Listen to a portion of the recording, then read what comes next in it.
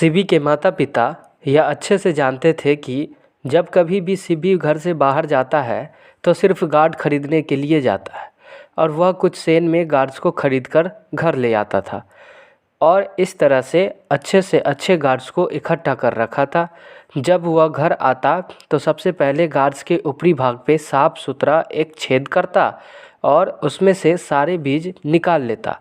फिर वह गार्ड्स के बदबूदार स्मेल को निकालने के लिए चाय की पत्ती को घुसाता और फिर वह सेक यानी जापानी शराब या अगर अपनी भाषा में बोले तो महुआ जो पिताजी के गिलास में थोड़ा सा छूटा होता को लाता और बड़ी सावधानी से गार्ड्स के बाहरी सतह को पॉलिश करता। शिबी गार्ड्स के पीछे दीवाना था।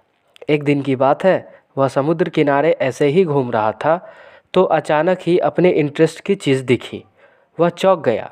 इस नज़ारा को देखकर उसने मन में सोचा कि कमाल का गार्ड्स है। उसके करीब गया तो पता चला कि यह तो किसी बुढ़ाऊ का उजरा हुआ टकला है। इस बात से शिबी मन ही मन खूब हंसा और हंसते हुए घर लौट गया।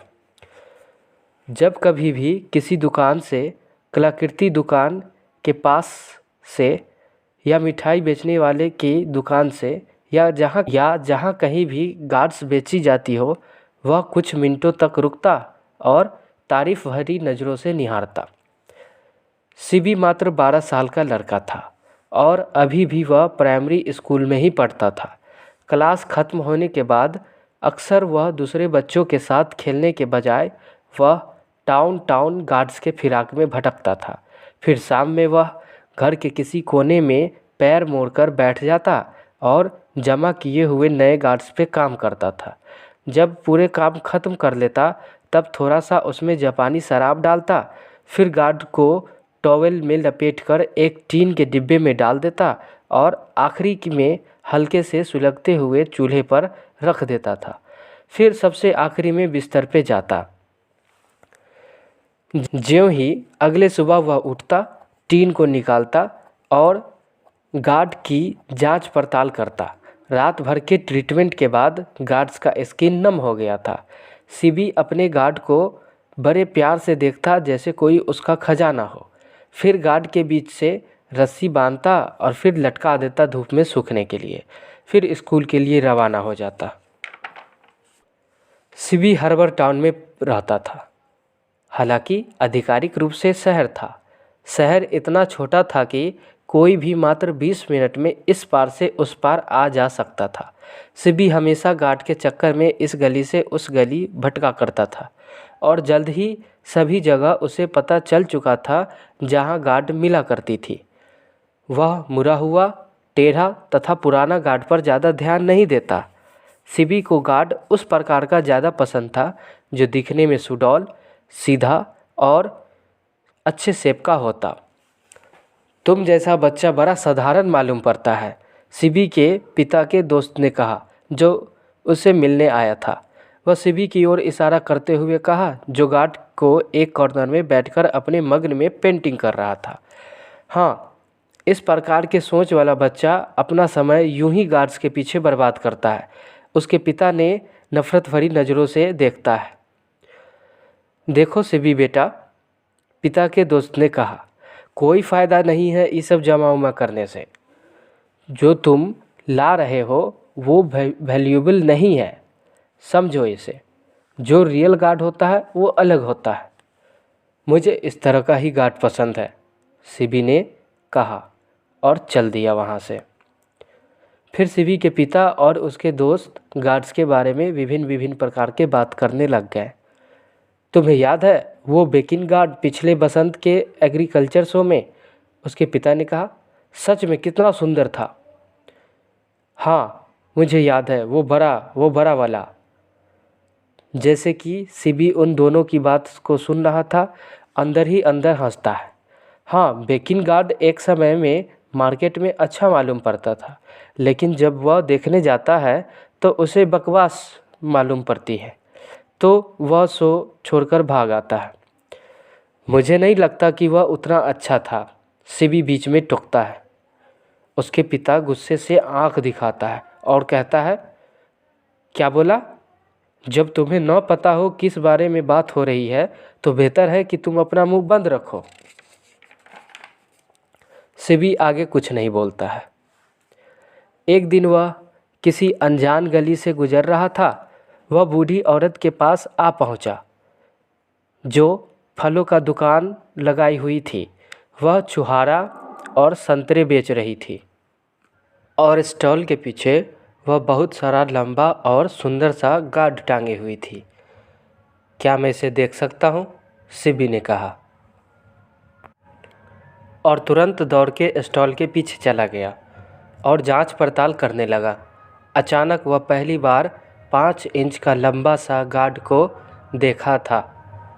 जो इस प्रकार का गार्ड शायद ही कहीं मिलता था। उसका दिल जोर से धड़कने लगा। यह वाला कितने का है? वह हाँफते हुए पूछता है। वह बूढ़ी औरत कहती है, जैसे कि तुम अभी छोटे हो, मैं तुम्हें 10 सेन में दे दूंगी। अगर ऐसी बात है, शिबी ने तुरंत कहा, तो प्लीज़ ये वाला मेरे लिए रखिए, मैं अभी पैसे लेके आता हूँ। और बिना समय लगाए वापस फलों के स्टॉल पे होता है। वह गार्ड को खरीदकर सीधे घर ले जाता है। उस समय से शिबी उस गार्ड से अलग नहीं हुआ, यहाँ तक कि उस गार्ड को स्कूल भी ले गया। हद तो तब हो गई जब वह क्लास के समय में डेस्क के अंदर घुसा के पॉलिश कर रहा था कि ज़्यादा देर भी न लगा, एक टीचर के द्वारा धरा गया। टीचर का तो माथा हिल गया। नैतिक शास्त्र के टीचर के हाथों और उसके क्लास में ऐसी कारनामा। टीचर जो जापान से था, जो काफ़ी स्ट्रिक्ट था। बच्चे से ये सब औरतों वाला कामों में जो समय बिताता है, जैसे कि गार्ड को इकट्ठा करना, बिल्कुल सही नहीं है। कभी नहीं चाहते कि उसका स्टूडेंट्स नानी व बूसी बलाड गाए। अब जब वह शिबी को गार्ड को पॉलिश करते देखता है, उसके आवाज़ गुस्से से थरथराने लगती है। तुम एक गधे हो, टीचर चिल्लाता है। तुम जैसे बच्चों का कोई फ्यूचर नहीं हो सकता। फिर क्या? वह गार्ड को जब्त कर लेता है, जो शिबी ने उस गार्ड पर आधा से ज़्यादा काम कर चुका था। जब वह घर वापस आता है तो शिबी का चेहरा मुरझाया होता है। बिना कुछ बोले बैठ के दीवार को निहारता रहता है। थोड़ी देर बाद टीचर शिबी के घर पहुंचता है। जैसा कि शिबी के पिता अभी कारपेंटर शॉप से नहीं लौटे होते हैं, टीचर माँ को खूब सुनाता है। कुछ चीज़ों जो गार्जियन का उत्तरदायित्व होता है, वह कड़क आवाज़ में कहता है। यह पेरेंट्स की ड्यूटी होती है कि उसका बच्चा क्या कर रहा है, क्या न कर रहा है, देखे। तो फिर शिबी की माँ लज्जित होकर माफ़ी मांगती है टीचर से। उसी वक्त शिबी के मन में ख्याल चलता है कि क्या होगा अगर ये सारे पेंट किए हुए गार्ड को टीचर ने देख लिया। उसका तो डर से हालत ख़राब होता है। जब टीचर घर से बाहर चला जाता है तो शिबी राहत की सांस लेता है। शिबी की माँ सिसक रही थी, फिर उसे डांटने लगी। इसी बीच शिबी के पिता काम पर से वापस आते हैं। जो भी सुनते हैं कि क्या हुआ है आज क्लास में, वह शिबी का कॉलर पकड़ के एक थप्पड़ जोर का लगाते हैं। तुम बिल्कुल अच्छे नहीं हो, वह चिल्लाता है। तुम्हारी कोई जगह नहीं है इस दुनिया में। जैसा तुम कर रहे हो, तुम्हें तो सड़क पर छोड़ देना चाहिए। दीवार पे टंगे हुए गार्ड्स पर नज़र जाती है पिता की। बिना कुछ बोले एक हथौड़ा उठाता है और एक एक करके सारे गार्ड को चकनाचूर कर देता है।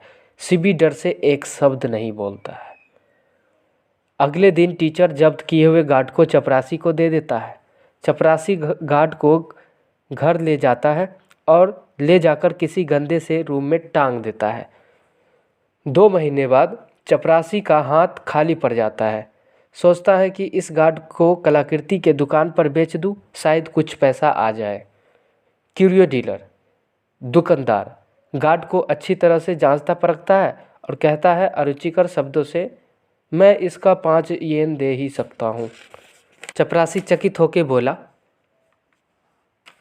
इतना में नहीं चलेगा, क्योंकि दुकानदार ने अपना भाव तुरंत बढ़ा दिया। बोला 10 येन देंगे। बूढ़ा चपरासी अभी भी चुप था और इस तरह से क्यूरियो डीलर को यानी दुकानदार को 50 येन देना पड़ा। चपरासी पैसे लेकर चल दिया दुकान से खुश होकर।